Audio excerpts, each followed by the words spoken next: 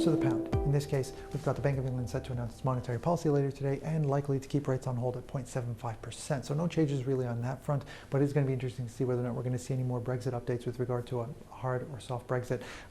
So in this case, if we want to take a look at the technicals, daily technicals, you can see that they're predominantly neutral, but we do have a trending ADX or average directional index, and its price is above all its main long-term daily moving averages. Now the weekly is far more bullish, so long-term outlook is looking more bullish, but in the short term, we're seeing that bullishness we've seen a lot of retracements with regards to Brexit, and that has to do more with fundamentals than it has to do with technicals. So a lot of times you kind of want to shelve technicals, even if the outlook is more consolidatory, but volatile in the sense that breakout strategies on major pivot points might actually be more ideal than reversal or fading strategies that might be prone to a stop out. So what about traders, and where exactly have they positioned themselves? Well, if we want to plot it on a chart, you can see blue dotted line for retail sentiment, green dotted line for larger speculative traders according to COT or Commitment to Traders report out of the CFTC, and a red line 50%. You can see that in the case of retail traders, when this surge happened last Friday following UK parliamentary elections, you can see that they went towards majority long bias, but since then, as prices retraced back down, fresh shorts have been getting out and longs have been averaging in,